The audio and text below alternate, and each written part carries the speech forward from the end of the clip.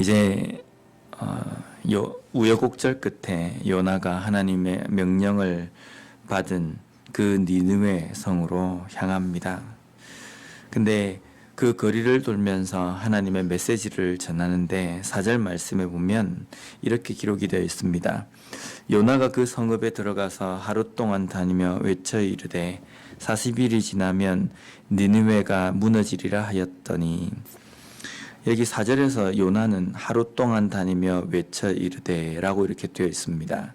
근데 원래 니느웨 성읍은 3절 말씀에 보면은 사흘 동안 걸을 만큼 하나님 앞에 큰 성읍이다. 사흘 동안 걸어야 하는 그 성읍인데 요나가 하루 동안 다니며 외쳐 이르렀다라고 이렇게 되어 있습니다. 그래서 어떤 신학자들은 이 내용을 어떻게 해석을 하냐면, 사흘 동안 걸어야 다 돌 수 있는 니느웨 성읍에서 요나가 하루만 딱 시간을 내서 그냥 하나님의 메시지를 전했다. 그래서 요나가 이 니느웨 성읍이 망했으면 좋겠다라는 생각으로 건성건성 돌았다라고 이렇게 이야기를 합니다. 그런데 이 3장에 나와 있는 4절의 이 말씀은 요나가 3일을 돌아야지만이 다 돌 수 있는 성읍을 하루만 돌았다라는 것을 우리에게 말씀해 주시고자 이렇게 기록된 것이 아니라, 사흘 동안 걸을 만큼 큰 성읍이었지만 그 성읍에 하루만 요나가 돌면서 하나님의 메시지를 전했음에도 불구하고 그 니느웨 사람들의 반응이 누구나 다 예상할 수 있고 요나도 예상하는 것만큼 강팍하고 그 말씀을 듣지 않은 것이 아니라, 하루만 돌았음에도 불구하고 그 메시지를 듣고 하나님 앞에 돌아오며 회개하는 사람들이 많았다라는 것을 우리에게 말씀해 주시는 겁니다. 어떻게 보면 요나는 이 니느웨 성읍이 망했으면 좋겠다라는 생각이었을 겁니다. 왜 우리가 그것을 짐작할 수 있냐면, 뒤에 이제 4장에서 이어지는 요나가 하나님 앞에 보인 그 반응을 보면, 요나는 이 니느웨 성읍이 다시금 돌아와서 하나님의 긍휼을 입고 용서함을 받기보다는 이 니느웨 성읍이 빨리 심판을 받아가지고 망했으면 좋겠다라는 생각이 더 많았습니다. 그런데 그러한 땅이고 또 요나 자신도 왜 그렇게 생각하냐면, 죄악이 그만큼 만연하고 하나님을 알지 못하는 이방 백성이기 때문에 분명히 그렇게 될 것이다 라는 예상도 있었을 겁니다. 그런데 그런 땅임에도 불구하고 요나가 하나님의 말씀을 선포했을 때에 니느웨 성읍은 모든 사람들의 예상처럼 강팍하게 하나님의 말씀을 받아들이지 않은 것이 아니라 하나님의 말씀을 받아들였다는 겁니다. 예수님께서 당시에 예루살렘에서 사역하시고 또 유대 지방을 사역하실 때에 하나님의 말씀을 분명히 들을 것이다, 예수님의 그 복음에 대해서 모든 다른 사람들은 몰라도 유대인들은 알고 들을 것이다 라고 생각하고 예상했던 유대인들은 복음이 들려질 때에, 하나님의 말씀이 들려질 때에 강팍하게 반응을 합니다. 그러나 모든 사람들이 다 예상할 때 듣지 않을 것이라고 생각했던 니느웨 성읍은 하나님의 말씀을 듣고 돌이킨다는 겁니다.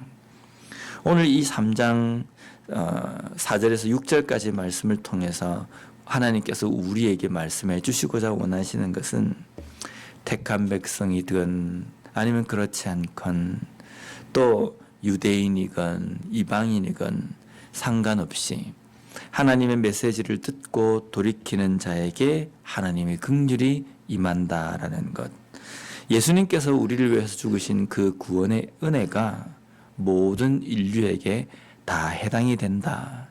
그 복음을 듣고 하나님 앞에 돌이키며 회개함으로 나오는 자들에게 하나님께서는 용서해 주시고 구원의 은혜를 베풀어 주신다라는 것을 우리에게 말씀해 주신다는 겁니다.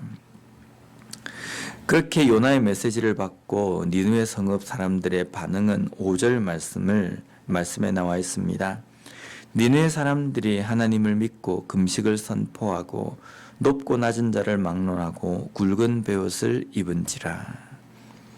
하나님 앞에 회개함으로 나아간 니느웨 성읍 사람들의 모습입니다. 듣고 며칠을 들어야지만이 겨우 설득을 겨우겨우 해야지만이 간곡하게 이야기를 하고 몇 번이나 이야기를 해야지만이 그들이 돌이키는 것이 아니라 발 빠르게 요나가 그냥 훅 하고 훑었음에도 불구하고 그 니느웨 성읍 사람들은 하나님 앞에 금식을 선포하며 하나님 앞에 자신들의 죄를 내려놓고 굵은 베옷을 입는 모습으로 반응한다는 겁니다. 하나님은 요나의 발로만 하나님의 일을 하신 것이 아니라 하나님께서는 요나의 발이 아니고도 충분히 일하시고 또 사람의 마음을 그토록 강팍했던 사람들의 마음을 변화시키시는 분이십니다.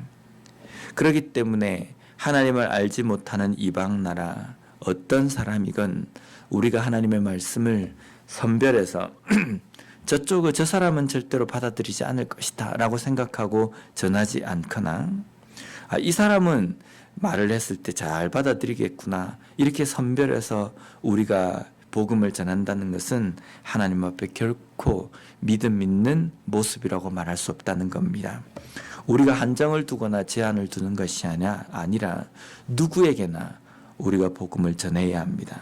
복음을 전할 때에 하나님께서 성령의 역사로 말미암아 강팍하게 보이는 사람이랄지라도 그 마음을 온전히 여셔서 복음을 받아들이고 하나님 앞에 돌아올 수 있는 역사를 일으켜 주신다는 겁니다.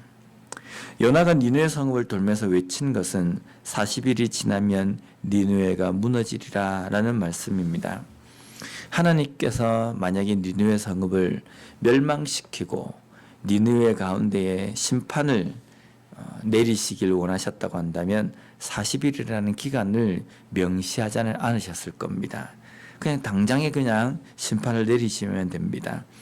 그런데 40일이라는 그 유예 기간을 주신 것은 돌이키며 돌이키는 자에게 구원을 주시는 하나님심을 우리에게 보여주시기 위함이라는 겁니다. 오늘날 우리들에게도 하나님의 심판과 경고의 메시지가 들려집니다. 그것은 무엇입니까? 주께서 곧 오시리라 라는 말씀입니다. 그 메시지 앞에서 어떻게 보면 많은 그리스도인들은 태만하게 반응할 수 있습니다. 반면에 주께서 곧 오신다는 그 복음이 들려질 때에 도무지 저 사람들은, 저 민족은 하나님의 말씀을 듣고 복음을 듣고 전혀 반응하지 않을 것이라고 생각하는 그 영혼들이 재빠르게 민감하게 반응할 수도 있다는 겁니다.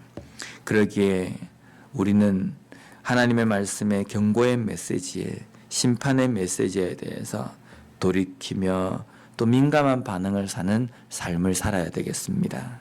또 한 가지는 누구에게나 하나님의 말씀, 복음의 메시지를 온전히 전함으로 말미암아 니느웨 성읍이 하나님 앞에 회개하고 돌아온 역사처럼 우리가 복음을 전했을 때에 하나님 앞에 돌아오며 하나님 앞에 돌이키는 그 회개의 역사를 온전히 경험할 수 있는 우리가 되었으면 좋겠습니다. 함께 기도하겠습니다.